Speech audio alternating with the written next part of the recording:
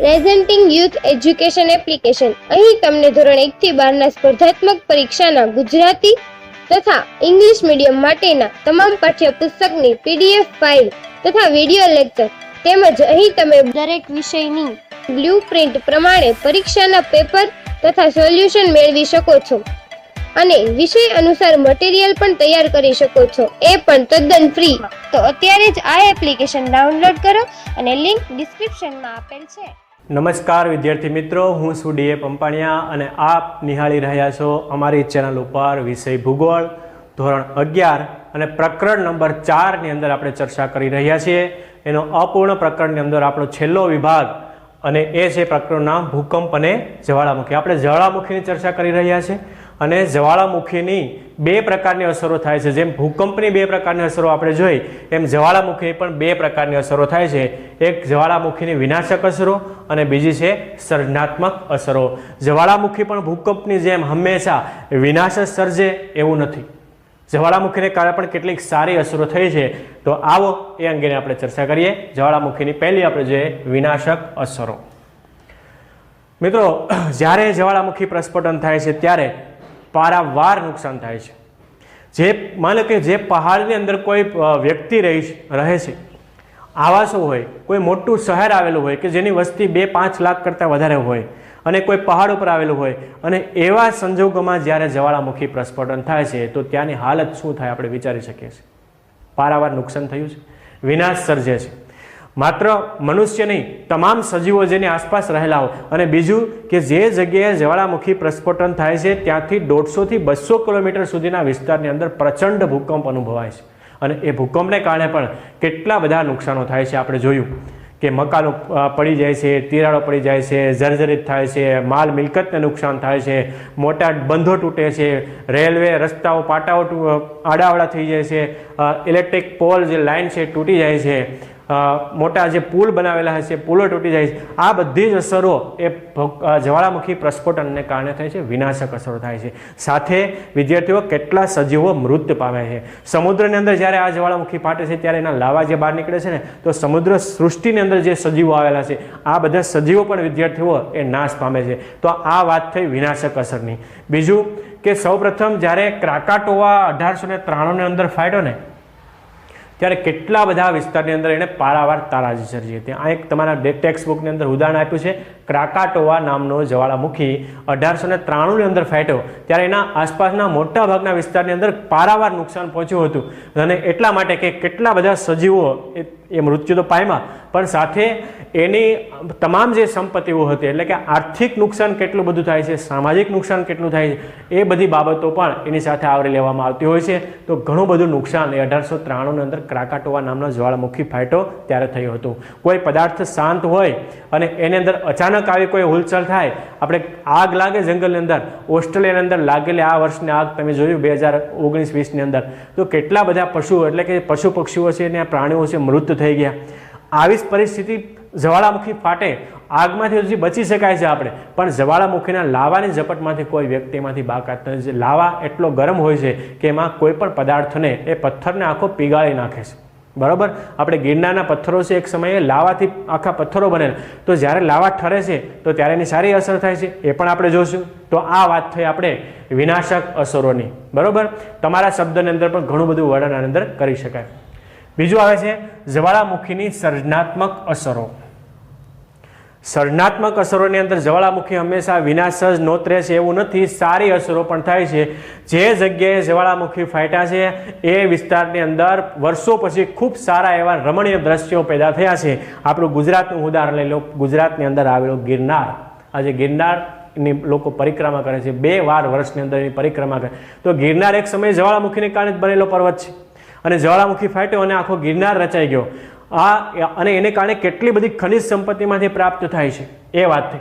આપણે અહીં ઉદાહરણ આપ્યા છે 2-3 એની ચર્ચા કરીએ કે ઇજિપ્તની અંદર આવેલું વિક્ટોરિયા સરોવર છે, આ જે જ્વાળામુખી જ્વાળામુખીને કારણે વિક્ટોરિયા સરોવર રચાણું, અને વિક્ટોરિયા સરોવરમાંથી વિશ્વની સૌથી લાંબામાં લાંબી જો કોઈ નદી નીકળતી હોય તો એ છે નાઇલ નદી. એનો ઉદ્ભવ ત્યાં છે વિક્ટોરિયા સરોવરમાંથી. તો મિત્રો આ આપ્યું છે આપણને વિશ્વની અંદર સારામાં સારી અસરો એની અંદર થઈ છે. બીજી વાત કરીએ આપણે ગુજરાતની વાત કરીએ, આપણે મહારાષ્ટ્રની વાત કરીએ તો ગુજરાતની અંદર અને મહારાષ્ટ્રની અંદર આવેલું લોનાર નામનું જે સ્થળ છે એ લોનાર નામનું સ્થળની અંદર એ સરસ મજાનું એક સરોવર રચાણું છે. અને પાવાગઢની અંદર આપણે જોઈએ તો એ દૂધિયું તળાવ રચાણું છે, અને પાવાગઢના લોકો પણ એની પ્રદક્ષિણા કરે છે. ધાર્મિક રીતે પાવાગઢ પર્વતનું પણ વિશેષ મહત્વ રહ્યું છે. જાપાનની અંદર આવેલા ઘણા બધા જ્વાળામુખી એક સરસ મજાના લોકોનું ટુરિઝમ ક્ષેત્ર તરીકેનો વિકાસ થયો છે. તો એ સારી અસરો પણ થાય છે. એટલે જ્વાળામુખી હંમેશા એક સમુદ્રની અંદર કોઈ નવા સરસ મજાના ટાપુઓની રચના થાય છે. જે જગ્યાએ પર્વતો ન હોય એવી જગ્યાએ વિશાળ પર્વતો એટલે કે ઉચ્ચ પ્રદેશોની રચના થાય છે. અને એમાંથી નીકળતા, કારણ કે જે જ્વાળામુખી પૃથ્વીના પેટર્નમાંથી બહાર નીકળ્યો હોય તો ત્યારે એમાં લોખંડ અને નિકલ નામની જે ધાતુ, કારણ કે ભૂગર્ભમાંથી આવતા જ્વાળામુખીઓ હોય, અને એની અંદર નિફે આપણે શબ્દ જોયો, સિલિકા અને એલ્યુમિનિયમ નામની ધાતુઓ, લોખંડ અને નિકલ નામની ધાતુઓ, તો એ ઘણા બધા પદાર્થો એમાંથી પ્રાપ્ત થાય છે. અને ખનિજ સંપત્તિના વિશાળ ભંડારો તરીકે આપણે એને ઓળખાવી શકીએ. તો ખનિજ સંપત્તિના વિશાળ ભંડારો પણ જ્વાળામુખીની આ સારી અસરો એટલે કે સર્જનાત્મક અસરોની અંદર એની ગણતરી કરવામાં આવે છે. તો જ્વાળામુખી હંમેશા વિનાશ જ સર્જે છે એવું નથી. જ્વાળામુખીને કારણે આવી સારી અસરો પણ થાય છે. અને એ અહીંયા આપણે ઉદાહરણ આપેલા છે કે વિક્ટોરિયા સરોવરમાંથી નાઇલ નદી નીકળી, મહારાષ્ટ્રની અંદર આવેલું લોનાર નામનું સ્થળ, અને ગુજરાતની અંદર આવેલું પાવાગઢની નજીક એ દૂધિયું તળાવ એ જ્વાળામુખીની સારી અસરોને આપણે કુદરતે આપેલી ભેટ છે. બરોબર. તો આ થઈ મિત્રો સર્જનાત્મક અસરની વાત. તો બે અસરો થાય છે, એક સારી અને બીજી ખરાબ, એટલે કે સર્જનાત્મક અને વિનાશક. હવે આપણે જોઈએ અને બીજું એક ઉદાહરણ લઈ લો આપણે કે ગરમ પાણીના ઝરા. આપણે સૌરાષ્ટ્ર અને ગુજરાતની અંદર તુલસી શ્યામ અને ઉનાઈ એ ગરમ પાણીના ઝરા આવેલા છે. કે પૃથ્વીના પેટલમાંથી ગરમ પાણીના ઝરા કાયમી માટે નીકળે છે.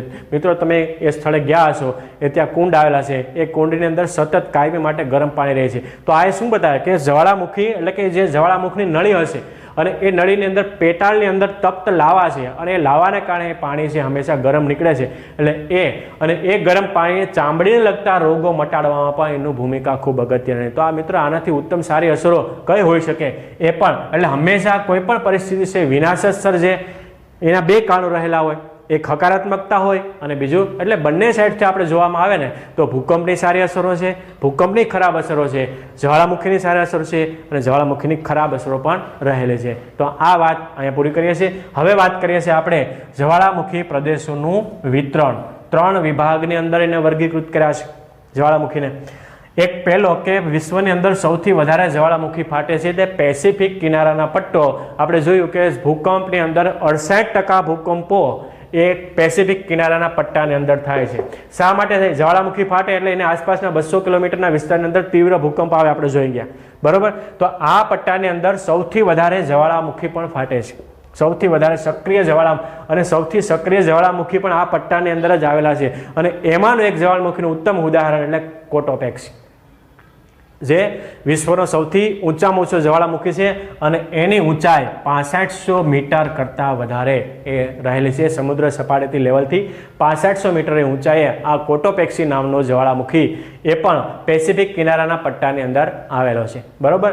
બીજી વાત આવે છે મધ્યભૂમિ ખંડીય પટ્ટો. મધ્યભૂમિ જે પટ્ટાઓ છે એની અંદર ખાસ આપણા ભારતના કેટલાક જ્વાળામુખીનો એની અંદર સમાવેશ કરવામાં આવ્યો છે. જે બેરન ટાપુની અંદર આવેલા જ્વાળામુખી છે, નારકોંડમ છે, બંગાળની ખાડીની આસપાસ આવેલો જ્વાળામુખી છે, ઇન્ડોનેશિયાના જાવા સુમાત્રા ટાપુ ઉપર આવેલા જ્વાળામુખી છે, એનો સમાવેશ કરવામાં આવ્યો છે.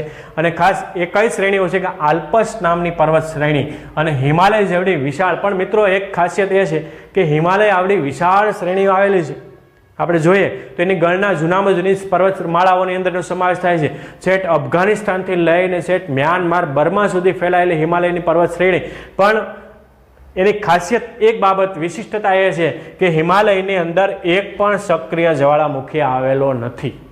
આ યાદ રાખજો, એક પણ સક્રિય. હા, સુપ્ત જ્વાળામુખી આવેલા છે, પણ એક પણ સક્રિય જ્વાળામુખી હિમાલયની શ્રેણીની અંદર આવેલો નથી. જ્યાં ભૂકંપ થાય છે, વારંવાર ભૂકંપના ઝટકાઓ લાગે છે, પણ જ્વાળામુખી એકેય સક્રિય હિમાલયની પર્વત શ્રેણી આખાની અંદર ક્યાંય આવેલો નથી. આ એની ખાસિયત છે. તો મિત્રો આ થઈ ભૂમધ્યખંડીય પટ્ટાનો સમાવેશ કરવામાં આવ્યો છે કે જેમાં ભારતના બેરેન ટાપુની અંદર આવેલો નારકોન્ડમનો પણ એની અંદર સમાવેશ કરવામાં આવ્યો છે.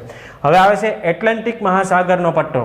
એટલાન્ટિક મહાસાગરના પટ્ટાની અંદર બહુ ઓછા સક્રિય જ્વાળામુખી છે કે જે વર્ષની અંદર ભાગ્યે જ 2 થી 3 વાર એવા સક્રિય જ્વાળામુખી આવેલા છે કે જે એટલાન્ટિક મહાસાગરના પટ્ટા. તમે વિશ્વનો નકશો જોશો ને તો એ વિશ્વના નકશાની અંદર સરસ મજાના એ તમારા પેજ નંબર ઉપર આપેલું છે. ભૂગોળના ટેક્સ્ટ બુકની અંદર પ્રકરણ 4 જોજો તમે, અને એક સરસ મજાની અંદર આખા વિશ્વનો નકશો આપેલો છે અને એમાં જે જગ્યાએ સક્રિય જ્વાળામુખી, નિષ્ક્રિય જ્વાળામુખી અને એના પટ્ટાઓ આપેલા છે. આ પેસિફિક કિનારાનો પટ્ટો, બીજો ભૂમધ્યખંડીય પટ્ટો અને એટલાન્ટિક મહાસાગરનો પટ્ટો. એટલાન્ટિક મહાસાગરના પટ્ટાની અંદર એવા કોઈ સક્રિય જ્વાળામુખી નથી કે જે પેસિફિક મહાસાગરના કિનારામાં છે અને ભૂમિખંડીય પટ્ટાની અંદર આવેલા છે. તો આ વાત થઈ મિત્રો આપણે જે જ્વાળામુખી છે એને જે 3 વિભાગની અંદર વર્ગીકૃત કર્યા છે, એ 3 પ્રદેશોની અંદર એનું વિતરણ કર્યું છે, એ અંગેની આપણે ચર્ચાઓ કરી. તો આટલી વિગત આ પાઠની અંદર આપણે જોયું. જ્વાળામુખીની વિનાશક અસરો, જ્વાળામુખીની સર્જનાત્મક અસરો, જ્વાળામુખી પ્રદેશોનું વિતરણ, એ 3 વિભાગની અંદર કે જે પેસિફિક કિનારાનો પટ્ટો છે ત્યાં સૌથી વધારે જ્વાળામુખી સક્રિય છે, એમાંનું કોટોપેક્સીનું એક ઉદાહરણ આપેલું છે. મધ્ય ભૂમિખંડીય પટ્ટાની અંદર આલ્પસ અને હિમાલય પર્વત શ્રેણીની સમાવેશ કરવામાં આવ્યો છે અને ભારતના કેટલાક જ્વાળામુખીનો પણ એની અંદર સમાવેશ કરવામાં આવ્યો છે. અને એટલાન્ટિક મહાસાગરની અંદર એવા કોઈ સક્રિય જ્વાળામુખી નથી કે જેની ગણના પેસિફિક કિનારાના પટ્ટા સુધી થતી હોય, પરંતુ કેટલાક જ્વાળામુખી એવા છે કે જે સક્રિય સ્વરૂપે પણ વર્ષની અંદર 2 થી 3 વાર સક્રિય થતા હોય એવા ઉદાહરણોની અંદર આપવામાં આવેલા છે. તો વિદ્યાર્થીઓ આ પાઠને અહીંયા ઓલરેડી આ પ્રકરણ આખું સંપૂર્ણ આપણે પૂરું કરીએ છીએ. હું અપેક્ષા રાખું છું કે આ પ્રકરણમાંથી તમને ઘણી બધી માહિતી પ્રાપ્ત થઈ હશે. ભૂકંપ શા માટે થાય છે, ભૂકંપ પાછળ કયા કારણો છે, કયા પ્રદેશોની અંદર ભૂકંપના કેટલા વિભાગની અંદર વર્ગીકૃત કર્યા છે, ભૂકંપ માપવાના સાધનને શું કહેવામાં આવે છે, બરાબર, ભૂકંપે કઈ કઈ અસરો કરી છે, સર્જનાત્મક અને વિનાશક. એવી જ વાત જ્વાળામુખીની અંદર, જ્વાળામુખી એટલે શું, જ્વાળામુખીની ઉદ્ભવ કઈ રીતે થતો હશે, જ્વાળામુખી પાછળના કયા કારણો જવાબદાર રહેલા છે, જ્વાળામુખીને કયા વિભાગોની અંદર વર્ગીકૃત કરવામાં આવ્યા છે, બરોબર, એની ચર્ચા થઈ. ત્યારબાદ જ્વાળામુખી સારી અસરો અને ખરાબ એટલે કે સર્જનાત્મક અને વિનાશક અસરની વાત થઈ. જ્વાળામુખીને કયા 3 વિભાગની અંદર ડિવાઈડ કરવામાં આવ્યા છે એ અંગેની સંપૂર્ણ ચર્ચાઓ આ પાઠની અંદર કરી છે. તો હું અપેક્ષા રાખું છું કે આમાંથી તમને ઘણું બધું જ્ઞાન એ પ્રાપ્ત થયું હશે. આવું ને આવું જ્ઞાન આપણે મેળવતા રહીશું અને ચેનલને જોતા રહ્યો, વિડીયો જોતા રહ્યો. ત્યાં સુધી આ પ્રકરણને આપણે વિરામ આપીએ છીએ. સૌ વિદ્યાર્થીઓનો ફરી એકવાર હું ધન્યવાદ, આભાર.